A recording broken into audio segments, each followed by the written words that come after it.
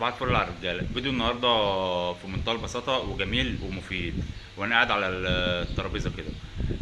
ان شاء الله قعدت مع محمود ابن عمتي. هو كان فتح صفحه يوتيوب بقاله سنتين. قناه ما حصلتش بصراحه 10 على 10، ما حصلتش. فعشان كده هو عشان ما حصلتش قفلها بصراحه يعني. فاحنا استفدنا بعض النقاط منها عشان هقولها لكم تستفيدوا منها ازاي تبقى يوتيوبر ناجح في اقل من شهر.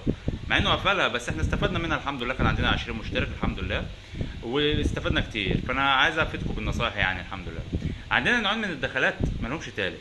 اول دخله: السلام عليكم ورحمه الله وبركاته، ازيكم عاملين ايه، وبتاكل نص الكلام وانت بتتكلم ومحدش فاهم منك اي حاجه خالص. فدي غالبا بتبقى ناجحه يعني شويه. وفي عندك بقى دخله تانية اللي هي: السلام عليكم ورحمه الله وبركاته، ازيكم يا جماعه، عاملين ايه، اخباركم ايه، يا رب اللي متطلقه ترجع لجوزها تاني، يا رب اللي زعلان ما يزعلش، يا رب اللي في ثانويه عامه ينجح، ويا رب اللي على وش ولاده تخلف في 4 5 6 وربنا يقومها بالسلامه، وحسنه قليله تمنع بلاوي كتير، وبخت ربنا يوفق راسنا في الحلال، وتعيط 20 30 ثانيه كده وتبدا الفيديو عادي جدا يعني. ودي دخله كويسه جدا، احنا جربناها اكتر من مره والحمد لله ما نجحتش الحمد لله. وعندك بقى فئات عمريه.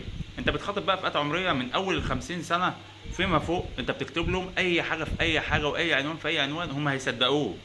هيصدقوه. يعني انت مثلا لو كتبت ارنب نط نطه خطف ورك البطه وحطيت لهم جوه الفيديو فيلم هندي، هيسمعوه وينسوا العنوان. لو كتبت لهم كيفيه عمل ارنب مذبوح ومسلوخ في نفس الوقت، هيسمعوه ويحبوه. واشتغل بقى من اول، عندك فئات عمرها من اول 40 يعني. هو اكتريتهم حريم بقى بيتفرجوا على الفيديوهات، تعمل لهم طبخات. انت شيف شاطر و10 على 10 جواك.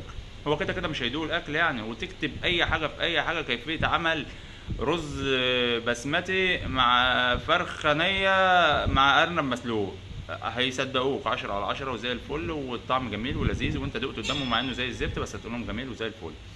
طيب تعالى بقى نخاطب الفئات العمريه بقى اللي هي الصغيره بقى. عايزك بقى تشتغل على المحن.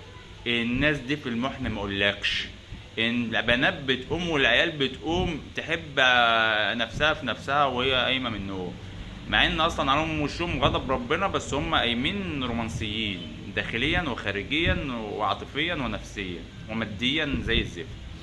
فانا عايزك بقى ايه، الكلام اللي انا قلته لك هو مفيد وجميل، بس في نفس الوقت مش هيجيب معاك اي حاجه خالص، وهتعمل زينا وتقفل القناه بعد شهر.